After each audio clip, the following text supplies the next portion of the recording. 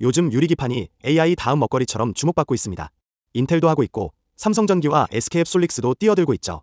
그래서 시장에서는 HBM 다음은 유리기판이다, AI 시대의 게임 체인저다 라는 이야기가 쏟아지고 있습니다. 그런데 조사해보니 의외의 사실이 있었습니다. 유리기판은 생각보다 문제가 많고 생각보다 시장이 작을 수도 있습니다. 오히려 진짜 수혜 시장은 AI 패키지가 아니라 MEMS, RF, 바이오 센서일 가능성도 있습니다. 오늘은 유리기판의 현실을 투자 관점에서 살펴보겠습니다. 유리기판이 주목받는 이유는 사실 단순합니다. AI 때문입니다. AI가 발전할수록 GPU는 커지고 HBM은 더 많이 붙고 패키지는 점점 거대해지고 있습니다. 문제는 기존 기술이 점점 한계에 다가가고 있다는 점입니다. 현재 가장 많이 쓰이는 유기기판은 대형 패키지에서 흰 문제가 발생하고 정렬 정밀도에도 한계가 있습니다. 반면 실리콘 인터포저는 성능은 좋지만 비용이 너무 비쌉니다. 그래서 업계는 새로운 대안을 찾기 시작했고 그 후보가 바로 유리기판입니다.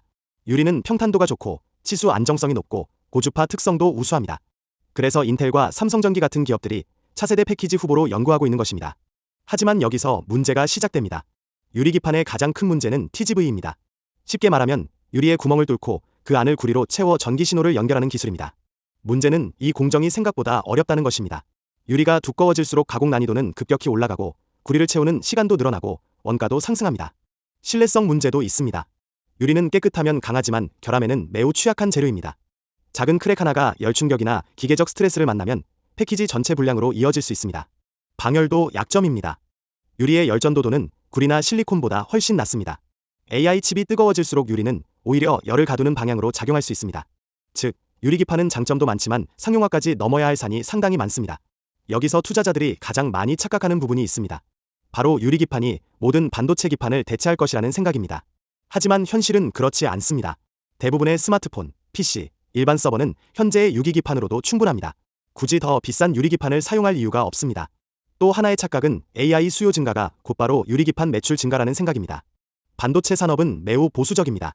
고객 평가, 신뢰성 검증, 양산 승인, 수율 안정화까지 수년이 걸립니다.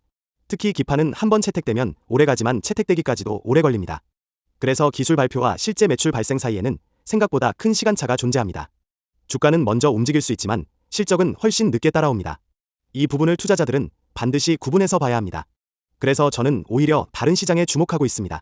바로 MEMS, RF, 바이오 센서, 광학 분야입니다.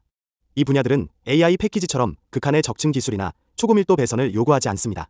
대신 유리의 물성 자체가 경쟁력이 됩니다. 예를 들어 바이오 센서입니다. 유리는 투명하고 내화학성이 뛰어나며 표면 안정성도 우수합니다. 그래서 마이크로플루이딕 칩, 레보너 칩, PCR 진단칩 같은 분야에서 이미 사용되고 있습니다.